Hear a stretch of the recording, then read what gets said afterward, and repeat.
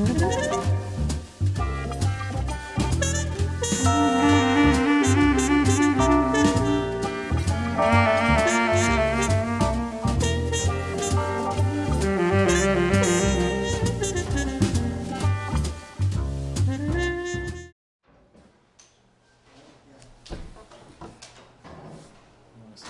why don't you go to it? Okay. I want to thank Rachel and the Kellogg Hubbard Library for having us here, and to Vermont Public Television for putting on this program. I'm Jack McCullough. I've lived here in Montpelier for almost 30 years now. Thanks, Rachel. As Rachel said, I'm a lawyer here at Legal Aid. I'm also the chair of the Montpelier Democratic Committee and the Washington County Democratic Committee, and I'm also a blogger. You can read my writing at greenmountaindaily.com, which I hope some of you read, and at my own blog, rationalresistance.blogspot.com. And turn it over to Mark. Okay, I'm Mark Mitchell, and thanks, Rachel, for having us here. I'm the executive director of the Vermont State Employees Association, which is the statewide union of employees of the state of Vermont. We represent about 6,500 members throughout Vermont. One of the things I was struck by, I watched this film for the first time last night, and I didn't really focus on this when I watched it the first time, but I realized as we were watching the movie was As Goes Janesville, and probably there are people in the room old enough to remember the old saying, as Maine goes, so goes the nation, and which then became modified to as Maine goes, so goes Vermont. But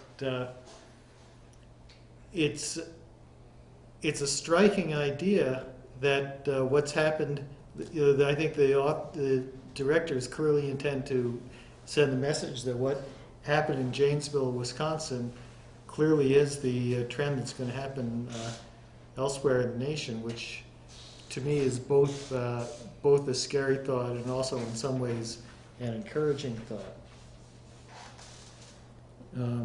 One of the things that I thought was very encouraging about it is that I think you can really draw a straight line between the weeks of demonstrations and occupation of the State House in Wisconsin and the Occupy movement. It was really months apart, but clearly that was the beginning of the Occupy movement. I think it was a very important thing. There was just a huge national outpouring of support for the demonstrators. There were pizza parlors who were doing nothing but taking orders for pizza to be sent to the State House from people calling all across the country. And although they weren't able to recall the governor, they were able to recall a large number of the Republican members of the state Senate. And it definitely made people aware that when things were not going their way, they had the power to step up and do something about it. Well, what struck me about the film was, of course, the allusion to, as goes Janesville, goes the rest of the communities in our country, and the undercurrent here is the elimination of good union jobs, strong backbone of the middle class, and then the demise of the entire community, and the solution being not organizing at the grassroots level to correct the economic injustice, but the rich people getting together and saying the way we need to fix this is to make everybody that's left here even poorer than they are now, and giving away 20% of the municipal budget, which is a huge amount for a place like it appears like Janesville, to a venture capital firm that doesn't even have a product. And we heard the dates they were talking about getting some benefit from this being so far into the future that nobody would even really be of working age at that point when those came around. The other thing that was striking about the film for me was the disregard with which the elites treat workers in their lives, and how the changes that Capital, in the case of GM, how they treated the people who've given their lives to make money for the company, and said you either go here or you're out and you lose everything. In that one family with the two daughters, the husband had been permanently disabled from his job. The mother was the only worker, and she had to leave her children to have a living wage. Otherwise, they would have had to leave their house. And you assume in the context of all the foreclosures, their house is probably not worth what they paid for it. And workers are getting squeezed in a way that's affecting families. It's affecting everything. And as far as the Scott Walker clips in here, it seemed like it was almost a secret video, right, of all of this stuff that happened before the collective bargaining laws were announced. But in Vermont, we're in what they say is the most liberal state in the country, but we're one anti-worker administration away from that situation here. What happened there could happen anywhere. That was the bluest of blue states until very recently. So I think those of us in organized labor in Vermont are very wary, and we're looking at ways that we can protect collective bargaining rights and enhance collective bargaining rights so that we make sure that what happened to Wisconsin, what happened to those workers and their families doesn't happen here. Yes. Did Wisconsin go ahead and, I don't know how to phrase it, eliminate collective bargaining at the state level? Did they pass that law? Yes, they Yes. did, and that's the Democrats stayed out of this House and stayed out of the state, so they couldn't be forced to come in. They finally did. When they returned to the state, they rammed the bill through just as they wanted it to be done. That was there was a legal challenge to that legislation, which the trial court threw out the law based on the procedural irregularities that we saw demonstrated in the film. That went to the Wisconsin Supreme Court. The Wisconsin Supreme Court reversed that decision and restored that anti-worker law in effect. And then just about A couple a weeks week ago, yeah. the case was back in a trial court, and the trial court again overturned the legislation. That's certain to go up on appeal again, so it's still unknown exactly what's going to happen. I think the basis of the new decision is not just the procedural irregularities, but the idea that saying that workers don't have the right to bargain collectively is a violation of their constitutional rights of free association. So it'll be very interesting to see what Now, happens. other states were going to follow, weren't they? Have they followed? I think Ohio was going to. Well, Ohio passed a similar law, and then the voters overturned it at the ballot. Indiana went right to work. There was an effort, a very significant effort next door in New Hampshire to impose right to work. In New York, the governor, the Democratic governor, has really gone after public sector pensions in a significant way. In Michigan, I lived in Michigan for almost 15 years before moving to Vermont. Very strong union state. Of course, the world headquarters of the UAW is in Michigan. There's a right to work proposal on the ballot in Michigan next month. It's. Could you explain what right to work is? Well, right to work, I think there's 30 states in the U.S. that are called right to work states, and in labor we say it's right to work for less. And what that means is that people who work in a shop that is unionized, they're not required to join the union in order to work there. So it means that the union is constantly trying to sign up new workers and maintain membership. And have a broad enough, membership to do an effective job in collective bargaining, instead of focusing on, bargaining good contracts and organizing new workers. The focus is on maintaining the viability of the union at all. So it's a way to weaken labor and to decrease working conditions and labor standards. And when you hear people talk about right to work, what the what the supporters of right to work say is it's not fair because people, if you don't have right to work, people can be forced to join a union to get a job in a union shop. In fact, as a matter of federal law, that's not the case.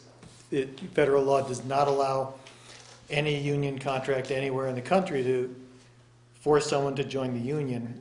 What they can do is have what's called an agency shop, which is workers can be required to pay an agency fee to support the union in their carry out their obligation to represent all the workers, but they can't be forced to join the union.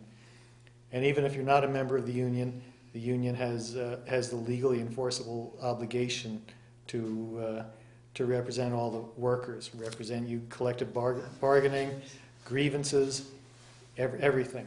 But we saw last year, I guess it was this year, earlier this year in the legislative session in Vermont, a real push to expand collective bargaining rights in Vermont to early childhood education workers and providers.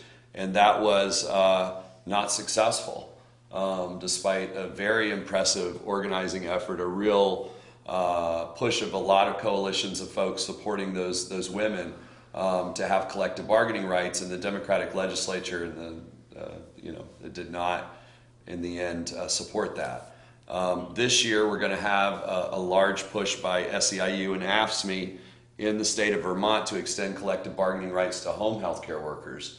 And then the child care workers are also going to be back. So there's going to be a lot of activity in Vermont regarding collective bargaining rights, not rolling them back, but extending them to workers in non-traditional industries. And I think that's happening here because this is one of the only states where collective bargaining rights themselves are not specifically under attack. So the national unions are looking around, where can we organize?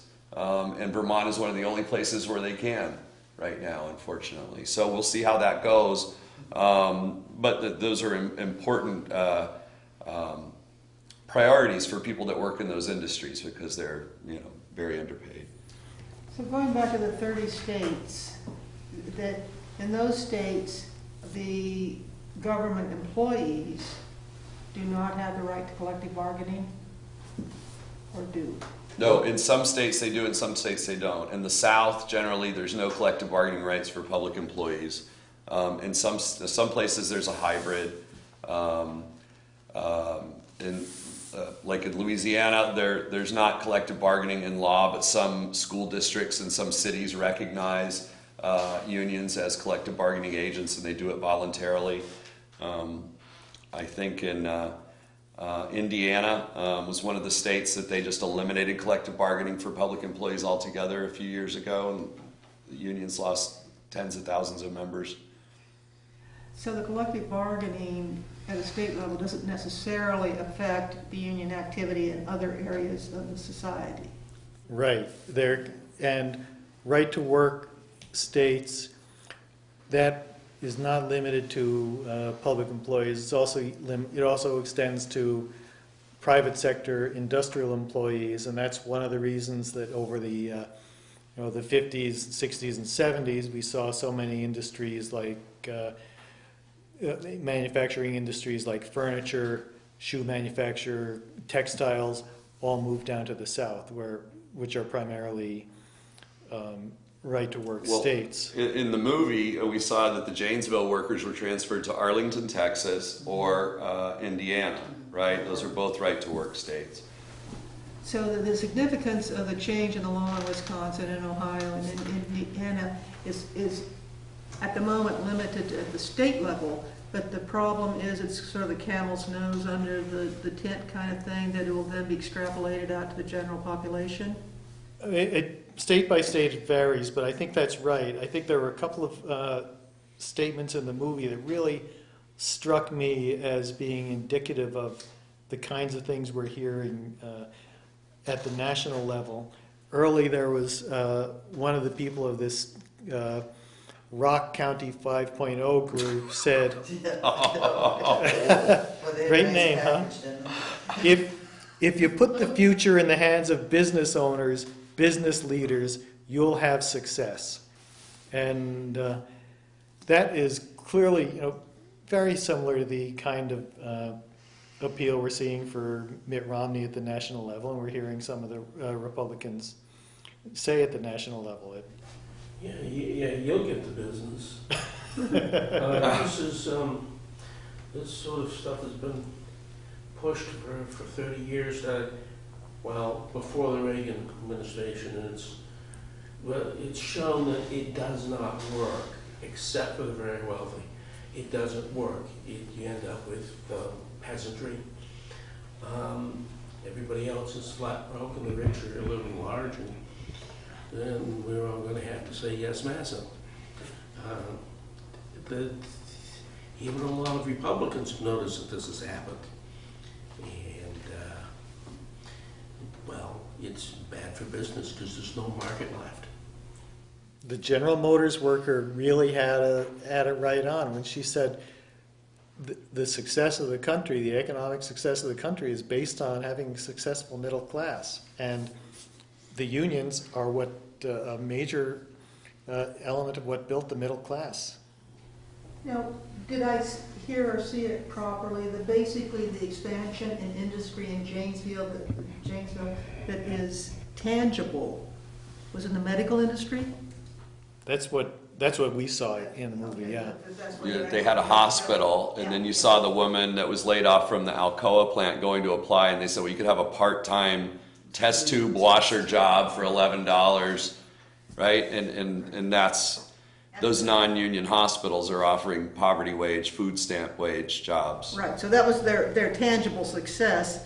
And then the Shine Company is, if they get another $10 million, then they can actually be players in the game, maybe, if they come up with a product. And the person from Rock 5.0 said, the fact that there are so many people out of work is a benefit because you can pay less.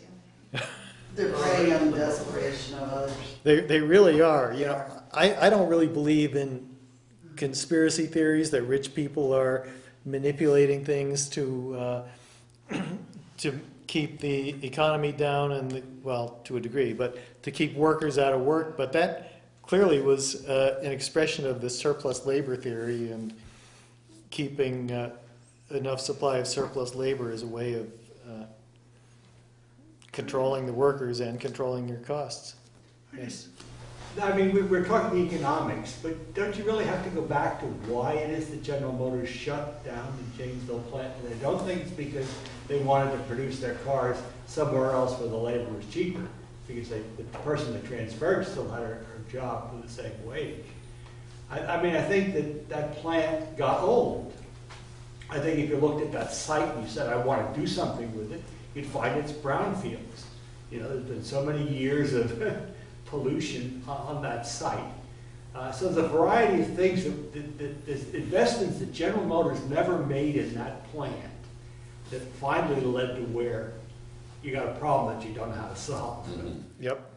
In addition to which, one of the things that in the last round or two rounds of contract negotiations between the UAW and the major auto manufacturers, you know, they created these two-tier wage structures where newer workers get paid less. And for years, what we've been hearing from the companies is that the price differential, the labor cost differential between the American manufacturers here and the Japanese manufacturers is a couple of $1,000s a car. And most, if not all, of that couple of $1,000 wage gap per car is health insurance, because we do not have national health care here. So where is that coming from? Well, they left a building. They left a building that then in and of itself causes a problem. They didn't say to the community, we're pulling out. Let's take this facility and figure out how we can help those people who are still left here. They left it. Well, if, like the brother said, if they were to do anything to it, it would be a Superfund cleanup site in all likelihood, and they would have to spend billions of dollars to clean it up. So they'll just let it sit there forever. They can't sell it. Right. And they can't leave it. because they're responsible for it. So they just keep it and pay the property tax until the end of time, and that's what companies do. Unless they go bankrupt, then it goes into the, the government's, it's on our backs to clean it up. But it will likely sit there forever. Yeah. Well, one of the undercurrents in the movie is, you see the rich woman with the long hair, and she said, "What can we do about these unions, Governor? Can we get right to work? Could you set up some right to work for us?" And he says, "Well, first step is we're going after the public employees, right? Implying that right to work for the private sector will be later." And this is a national agenda, and we had an excerpt from the Koch brothers crank call to the governor. But the Koch brothers and these other big money Republican Tea Party types are funding this kind of attack on public sector unions specifically, because that's who funds the Democratic Party, right? I mean, when you look at where's the money in the effort coming for Democratic candidates across the country, it's coming from AFSCME, SEIU, the auto workers, the steel workers, the NEA, the AFT. There's not like Coca-Cola and General Motors dumping, hundreds of millions of dollars into the Democratic Party coffers. It is labor unions, and specifically public sector, teachers unions and government workers unions. And by weakening those unions, inhibiting our ability to collect dues and to perform collective bargaining, they're shrinking the ability of the Democratic Party to wage successful campaigns across the country. Did they know that there was actually a camera and a microphone that was turned on in front of them while they were saying this? No, looked like a secret camera, didn't it? Knowing what we know now, but it's right there in their face. It's flying around. But they're shameless. They're not making it in the back room anymore. They made them doing it on the front porch. Right. It's real.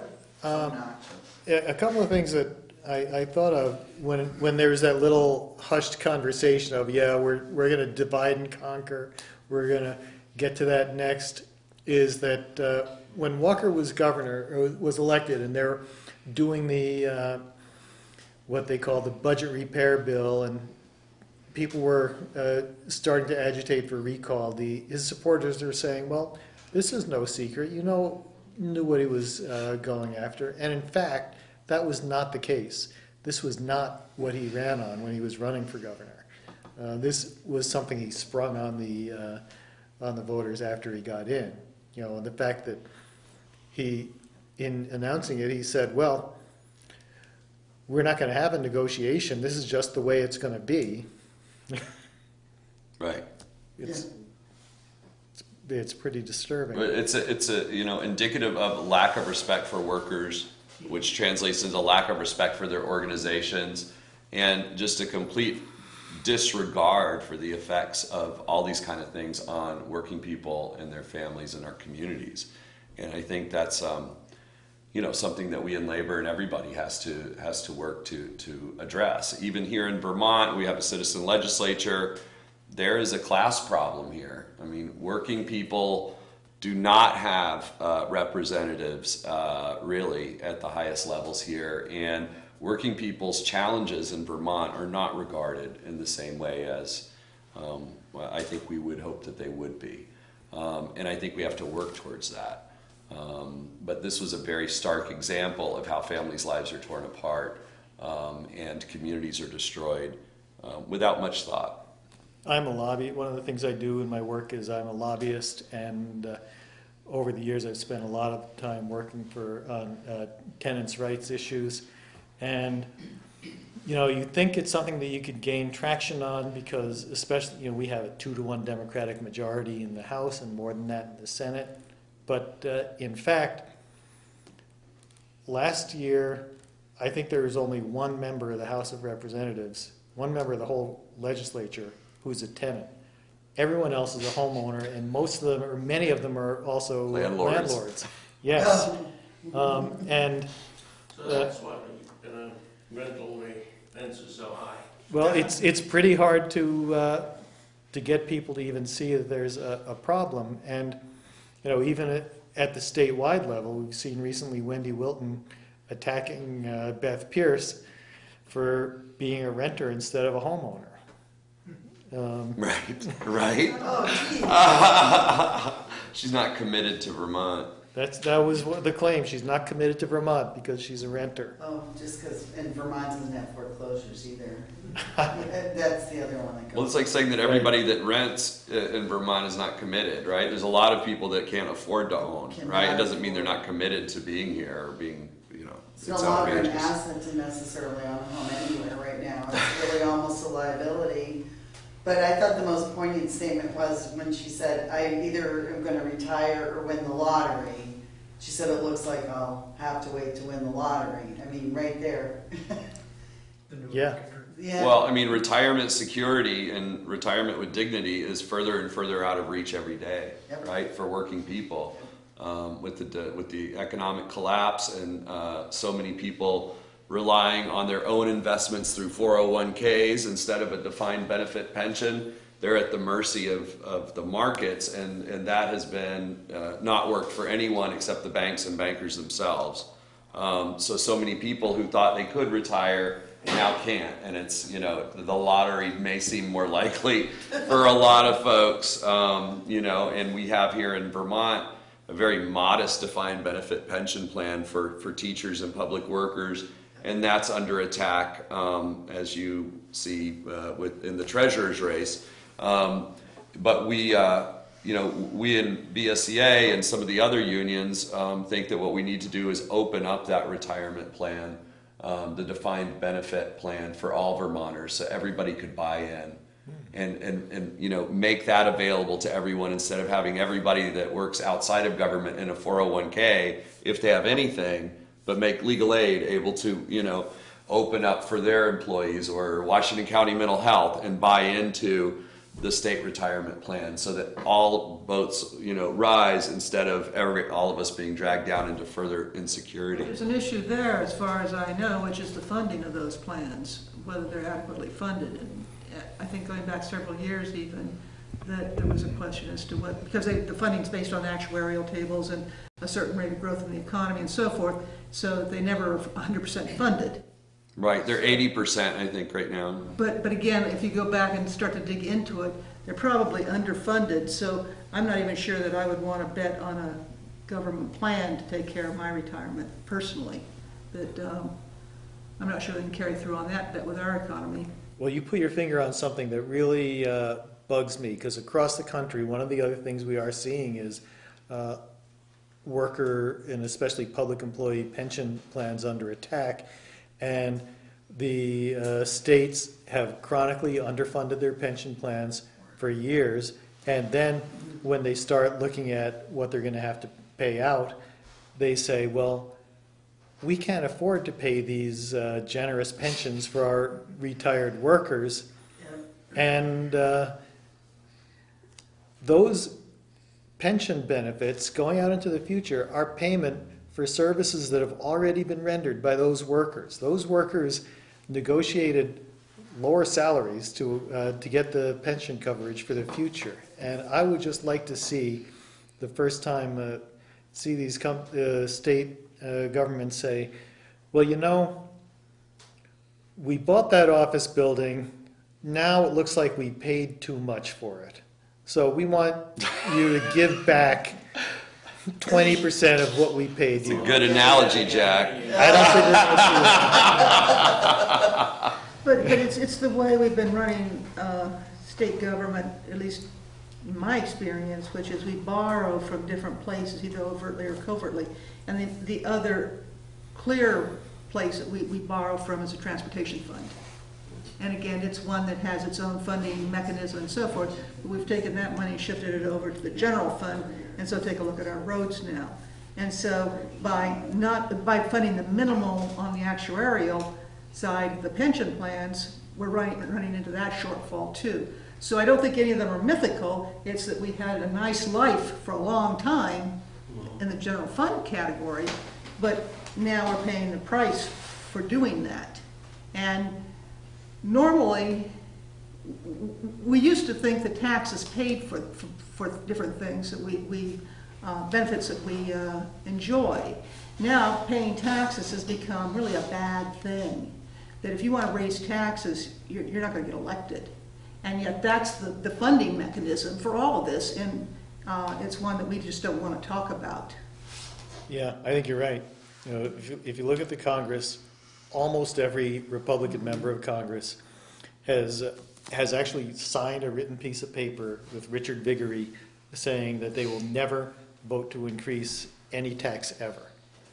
But I think it's equally true as a tacit thing in the state of Vermont. You Well, know, yeah, I agree. Well, I think our governor now says that pretty openly. He's like not going to, you know, engage in any increase in broad-based taxes. Right? And it's, the argument has been, and the governor has said, well, there's no taxing capacity left. And I think it's been clearly demonstrated by anyone who's looked at it, like Doug Hoffer or the Public Assets Institute, that that's just false. That there is taxing capacity. The people at the upper end of the scale right here in Vermont have realized significant tax savings because of cuts at the federal level, and they're not going anywhere. They're not moving to Florida because of taxes, and taxes are not what keep companies away from moving here. So I think it's a myth that we can't afford to. well, if you back tax it up ourselves. 20 years when we started, or whenever we started taking money from the transportation fund, we could have raised taxes then. But it's since Reagan, I think it is, tax increase has just been off the table. No way. Yeah, Can I ask you a question? sure.